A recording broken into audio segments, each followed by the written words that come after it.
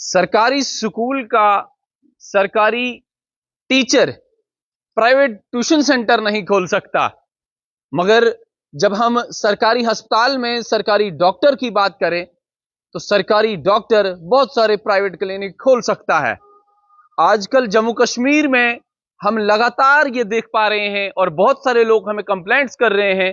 कि जहां एक वक्त था कि सरकार ने तमाम ट्यूशन सेंटर पे प्रतिबंध लगाया था, जिस जगह पे जिस ट्यूशन सेंटर पे एक सरकारी स्कूल ट्यूशन पढ़ाता था, उन तमाम सरकारी टीचर्स को ये कहा था कि आप कहीं भी प्राइवेट ट्यूशन सेंटर पे नहीं पढ़ा सकते हैं।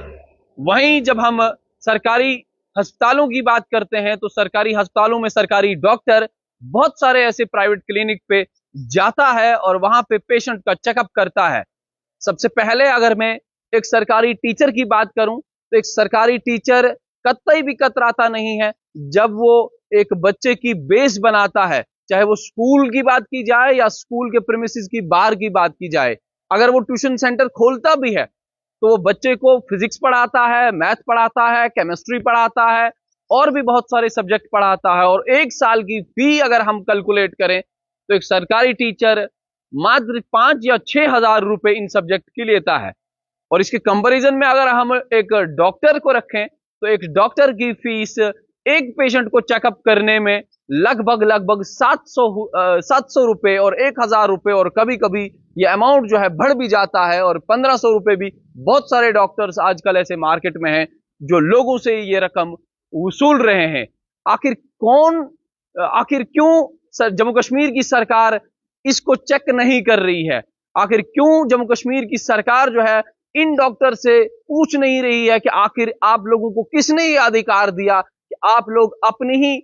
मनमानी के मुताबिक ये फी जो है फिक्स करते हैं? बहुत सारे डॉक्टर्स ऐसे हैं जिन्होंने अपनी फी को फिक्स किया है 700 रुपए। बहुत सारे डॉक्टर ऐसे हैं जो प्राइवेट क्लिनिक पे आज भी बैठे हैं और उनका फी जो है 1000 रुपए 1500 रुपए जो है वो पेशेंट से वसूल रहे हैं। मात्र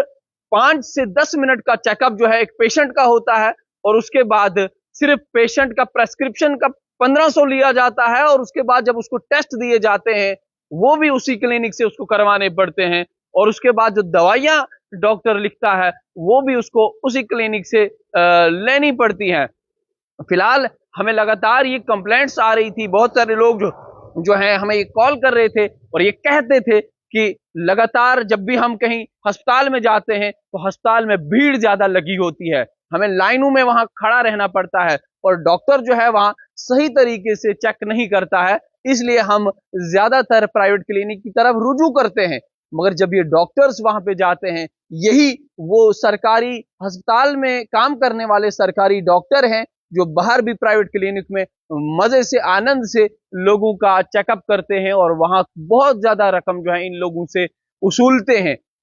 अगर हम दवाइयों की बात करें तो जब एक डॉक्टर प्राइवेट क्लिनिक पे बैठता है, प्राइवेट मेडिकल शॉप पे बैठता है, तो वहां जब वो प्रेस्क्रिप्शन लिखता है तो वो दवाइयां जब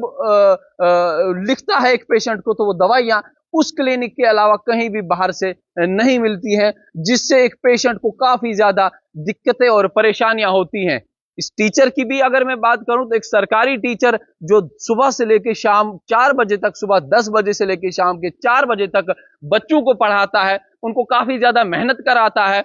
एक बच्चे को आईएएस केएएस इंजीनियर बनाता है, उसके लिए सरकार जो है चौकन्ना हो जाती है। उसके लिए जो है सरकार प्रतिबंध लगाती है कि आप प्राइवेट ट्यूशन सेंटर नहीं खोल सकते हैं। मगर सरकार को यह भी ध्यान में रखना चाहिए कि अगर हम एक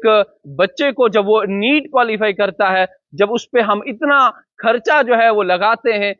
चाहे हम जम्मू की बात करें या कश्मीर की बात करें, दोनों खित्तों में बहुत ज्यादा खर्चा एक डॉक्टर को बनाने में सरकार खर्च करती है। मगर वहीं ये जब पूरा खर्चा गवर्नमेंट करती है इस एमबीबीएस डॉक्टर पे, उसके बाद होता क्या है कि जब इसको सरकारी नौकरी मिल जाती है उसके बाद भी अपना प्राइवेट क्लिनिक खोलता है और लोगों से वहां पैसा वसूलता है। अगर इसके खिलाफ आवाज उठाई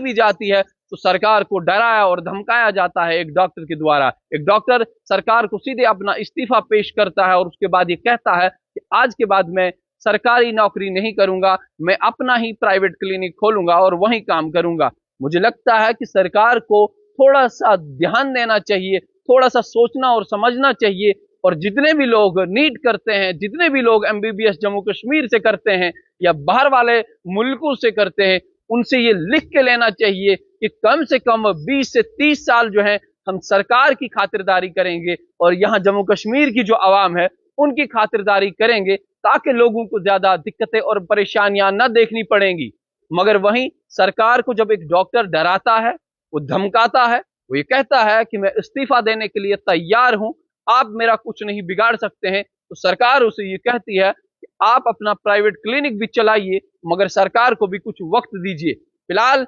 उम्मीद और तवक्का इस बात की कि जिस तरीके से लोग भी हम पे उम्मीद रखते हैं, हम पे भी तवक्का रखते हैं कि आप जो है